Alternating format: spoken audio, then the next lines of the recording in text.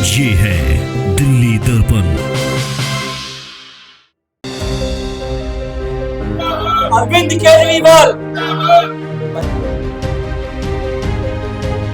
फर्जी तरीके से उन्होंने कृत्रिम यमुना बनाना पड़ा, जहाँ पे प्रधानमंत्री को बुलाना था, करोड़ रुपया खर्चा किया, वो भी नहीं आए। ये भी दिल्ली वालों का अपमान हुआ, पूर्वांचल के लोगों का।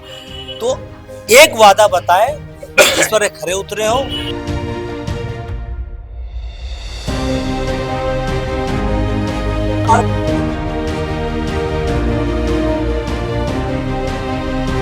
हो सकता है कि कभी रेल पटरी से उतर जाए, जैसा कि कोर्ट का कहना था, लेकिन इन लोगों की जिंदगी पक्का पटरी से उतर जाएगी।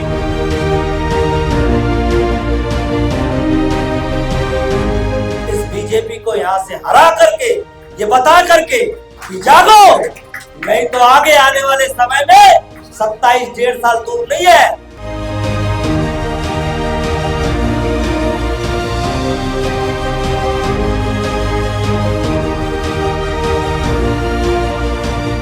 जो भी झाड़ू का निशान लेके आएगा, जिसके पीछे अरविंद केजरीवाल जी का फोटो होगा, हमें इस वार्ड से उस कार्यकर्ता को जिता के भेजना।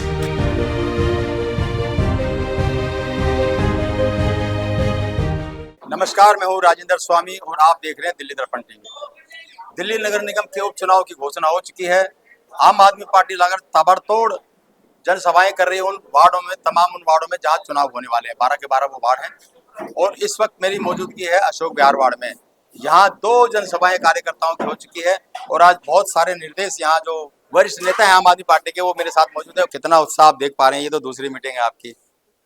देखिए, आज दिल्ली का एक एक नागरिक अपने को ठगा महसूस कर रहा है और ये कह रहा है कि उनको छला गया। दिल्ली की महिलाएं कह रही हैं कि हमें 2500 रुपये हर महीने देने का वादा किया था, अभी तक मिला नहीं, वो छली गई है। उनके रसोई को जो है हर दिवाली और होली में उपहार मिलना था, फ्री सिलेंडर का। अब तो होली और दिवाली दोनों बीत गया, लोग सिलेंडर खाली लेकर के उनके घर पे भी पहुंच गए मुख्यमंत्री के। तो यानी कि ये खोखला वादा रहा। यमुना साफ करने का 3 महीने में वादा किया था, अब तो 10 महीने बीत गए।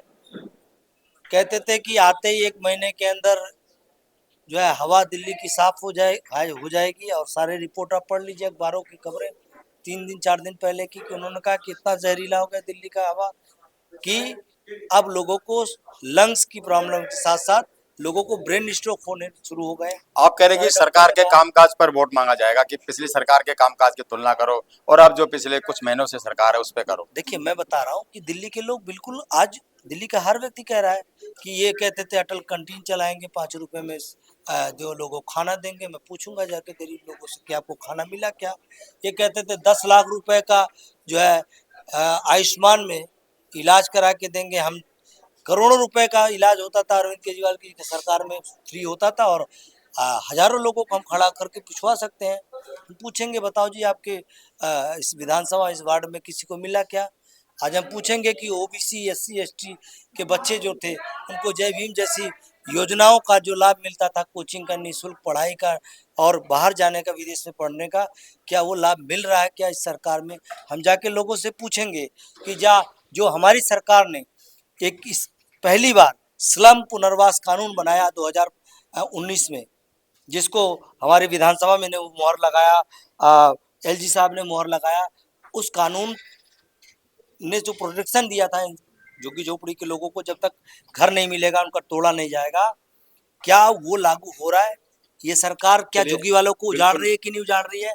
क्या रेहड़ी वालों को, पटरी वालों को, जो माननीय सुप्रीम कोर्ट का आदेश था कि उनको जब तक रोजगार का अवसर नहीं मिल जाएगा तब तक नहीं उजाड़ा जाएगा, क्या उसका पालन हो रहा है क्या इस सरकार में। चलिए, हम बहुत तीखे पूछेंगे सवाल क्या जो हमारी सरकार ने छठ पूजा घाटों का आयोजन किया था, जो है 1100 से ज्यादा जगहों पर छठ पूजा का आयोजन किया था, क्या ये कहते थे यमुना में आने के बाद खोल देंगे। आज कितनी जगह पे यमुना पर आप ये जो है छठ पूजा करा पाए। नकली, फर्जी तरीके से उन्होंने कृत्रिम यमुना बनाना पड़ा, जहाँ पे प्रधानमंत्री को बुलाना था, करोड़ रुपया खर्चा किया, वो भी नहीं आए। ये भी दिल्ली वालों का अपमान हुआ, पूर्वांचल के लोगों का। तो एक वादा बताएं जिस पर ये खरे उतरे हों, और अरविंद केजरीवाल की जो फ्री बिजली, फ्री पानी, फ्री शिक्षा, फ्री चिकित्सा, लोगों को तीर्थ यात्रा, बुजुर्गों को जो है पेंशन, ये जो योजनाएं लागू थी उसको भी बट्टा लगाने का काम कर रहे हैं लगातार। तो लोग बड़े गुस्से में हैं, इनको माफ चलिए नहीं बिल्कुल, जो बहुत तीखे सवाल ये पूछ रहे हैं कि जो सरकार ने काम किए थे, जो वादे किए थे, वो किए क्या? ये बहुत तमाम सवाल हैं और कुछ सवाल राजेश गुप्ता जी भी अभी बता रहे थे सबको कि वो पब्लिक के बीच में रहे, काम बहुत किया, तो मेरा क्या कसूर? कुछ ऐसा ही था। नहीं, ये तो देखिए, आप तो दिल्ली दर्पण से, दर्पण झूठ बोलता नहीं है। हाँ, आप जनता में जाएंगे तो ये बात तो आप भी पूछ सकते हैं और मैं भी पूछता ही रहा हूँ। मैं शादी में, ब्याह में, दुख सुख में लोगों के पास में जाता हूँ और लोगों से पूछता भी हूँ कि भाई मैं इससे ज्यादा कुछ क्या कर सकता हूँ या ऐसी क्या वजह थी। तो लोगों के पास में कोई वजह नहीं होती है। एक प्रोपागेंडा चला, लोगों ने उस पर यकीन कर लिया। अब उसमें वोट चोरी हुई या ईवीएम ने क्या करा या पैसे क्या क्या कहते हैं क्या नहीं कहते थे, हम छोड़े देते हैं। हम तो ये जानते हैं कि हमें तो कोई मिला नहीं, आपको कोई मिला हो तो आप ही बता दीजिए। एक सवाल हम ही आपसे पूछ लेते हैं, आज आप तो पूछते ही हो कि क्या आपको लोग कहते हैं कि इसलिए हराया कि काम नहीं करे थे, लोगों के पास नहीं गए थे, कोई बेईमानी करी थी, अब पूरी कोई चोरी दिल्ली में करी अगर इतनी हार हुई है तो कुछ तो वजह वजह रही थी। देखिए, ऐसा होता है, ये प्रोपेगेंडा होते हैं। 70 साल बीजेपी हारती रही तो कुछ वजह रही होगी। हर चीज का एक समय आ जाता है। इस बार उनके पास में पैसा भी है, उनके पास में ED, CBI, income tax, electoral bond का पैसा, साथ में पुलिस को पूरी तरह उतार दिया। आप जानते हैं पूरी तरीके से प्रोपेगेंडा चलाते हैं आपके मीडिया के। वजीरपुर विधानसभा से संबंधित आपके अपने व्यक्तिगत सवाल वो क्या होंगे जो लोगों के बीच में जाएंगे? नहीं, मेरा तो सबसे पहला सवाल यही होगा कि आप कैसा जनप्रतिनिधि चाहते हैं। आप एक ऐसा जनप्रतिनिधि चाहते हैं जो आपके बीच में रहे, ऐसे लोगों की सरकार चाहते हैं जो आपके बीच में आके बैठ पाए, या आप ऐसे लोगों को चाहते हैं जो आपको ही बाद में कहे कि देखो हमने पैसे दिए थे, पैसे में वोट खरीद लिया, आप उनके ऑफिस में जाके बात नहीं कर सकते, एक के बदले में दो फ्री मिल रहे हैं, ऐसे वाले चाहिए? या वो लोग चाहिए अच्छा, वो ठीक जो है, आपके बीच तो में? उसके लिए हो सकता है बहुत सारे यहाँ कार्यकर्ताओं की हाँ, भावनाएं थी हाँ। कि जब आप सवाल लेके जा रहे हैं तो क्यों नहीं आप ही हूँ, नहीं, ठीक है। आपकी कोई छाया हो। देखिए, मेरा ये मानना है कि ये सब मेरी छाया है। हाँ। अगर ये जो सामने खड़े हुए हैं, ऐसा नहीं है कि लांबा जी मेरी छाया नहीं है, ऐसा नहीं है कि मनमीत मेरी छाया नहीं है, ये सब मेरी ही छाया है। मैं ये बात हमेशा से अरविंद जी पे छोड़ता आया हूँ। कभी कभी ऐसा हुआ कि मुझे शायद वो कैंडिडेट ठीक नहीं लगा, लेकिन अरविंद जी ने जिसको टिकट दी मैं उसके साथ खड़ा रहा हूँ। उसके साक्षी आप खुद है, आपने हर जगह इंटरव्यू लिए। इस वक्त भी यही होगा। मैंने पार्टी में जो भी लोग टिकट मांग रही है, जितने भी लोग यहाँ पर साथ में खड़े हुए हैं, जो भी ठीक है, एक आध को छोड़ के बहुत सारे टिकटार्थी तो आए नहीं इस बार जो दावा कर रहे हैं, या एक तरह से गुटबाजी मुझे, आपको हो सकता है उन्होंने बताया, मुझे लगता नहीं कि वो टिकटार्थी है, लेकिन फिर भी जो नहीं आए मुझे मालूम नहीं, हो सकता है बाहर खड़े हो सकता है कहीं हो, लेकिन जो लोग भी टिकट मांग रहे हैं, पार्टी को देखना, अरविंद जी को लगता होगी वो भी सही है, तो वो भी मेरी तरफ से तो हमेशा मैं तो साथ रहूंगा, जिस मर्जी को देना। चलिए, बहुत ही लेकिन जोशीला जिन लोगों ने भाषण। इतना अच्छा काम करा है, इतने टाइम से काम कर रहे हैं, मैं अपनी बात नहीं कर रहा, और मेरे बहुत सारे कार्यकर्ता हैं जो लगातार पार्टी के साथ में वफादारी से, ईमानदारी से लगे रहे। मेरा ये कहना है कि अगर उनको मिलती है तो भी मैं वैसे ही काम करूँ कि वो भी मेरी छाया है, मेरा ऐसा क्या। चलिए, प्रभारी हैं धर्मेंद्र जी, बहुत वरिष्ठ और बहुत जोशीला भाषण आपने दिया है। क्या कुछ दिशा निर्देश अपने कार्यकर्ताओं, जैसे आपने कहा कि जनसंवाद करिए, क्या स्ट्रेटेजी बनाई है? पूरी एक्शन मोड में तो आ ही चुकी है, चुनावी मोड में तो आम आदमी पार्टी आ ही चुकी है, क्या रणनीति है लोगों के बीच में? किन साफ हो गया कि दिल्ली सरकार के कामकाज को लेकर जाएंगे या कोई लोकल मैनिफेस्टो भी होगा? देखिए, इसमें कोई डाउट नहीं है, ना उसमें कोई दोहरा है कि अब कोई चुनाव पूरे मूड में आम आदमी पार्टी पूरी ताकत के साथ दिल्ली के अंदर चुनाव लड़ रही है। और जहाँ तक एक-एक कार्यकर्ता बूथ संवाद की बात है, हम हर बूथ पे जाएँगे, हर मंडल पे जाएँगे।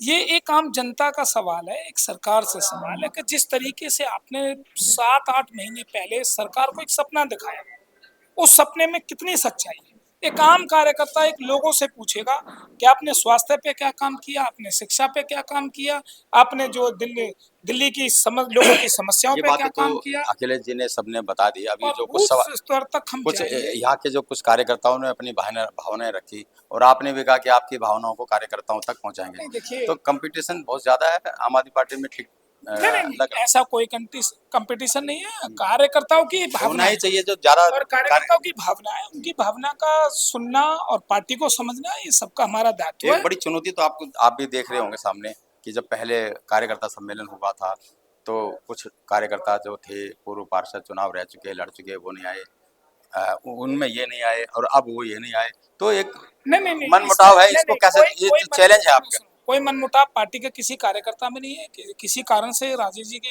Mother in law ji hospital में एडमिट, वो नहीं आ पाए, और कोई ऐसी वो नहीं है, सब एक साथ है, पूरी ताकत के साथ सब मिलकर के चुनाव लड़ेंगे। कोई कार्यकर्ता किसी भी संगठन से बाहर नहीं है। हम पूरी ताकत के साथ वार्ड 65 का चुनाव जीतेंगे और सब मिलजुल के चुनाव को लड़ेंगे। चलिए, तो बिल्कुल साफ साफ कहा है कि हर हाल में जो जनता के जो सवाल हैं वो सामने लेकर के जाएंगे। जो वादे प्रधानमंत्री नरेंद्र मोदी रेखा सरकार ने किए थे, क्या वो पूरे हुए? तो वहीं लोकल जो विधायक रहे आम आदमी पार्टी के राजेश गुप्ता, वो भी मैदान में जाएंगे और वो भी सवाल पूछेंगे कि मेरा क्या कसूर था। इसका अर्थ ये भी है कि क्या वो भी, यानी उनकी छाया, उनकी पत्नी भी प्रत्याशी हो सकती हैं। दो गुटों में बटी हुई है, टिकटों को लेकर रस्साकसी दो ग्रुपों में है। एक कार्यकर्ता सम्मेलन में वो नहीं आते तो उसमें ये नहीं आते। तो इस स्थिति से आम आदमी पार्टी किस तरह से निपटती है, ये देखना बड़ा दिलचस्प होगा। राजेंद्र स्वामी, दिल्ली दर्पण टीवी। delhidarpantv.com खबरों की कवरेज और विज्ञापनों के लिए संपर्क करें।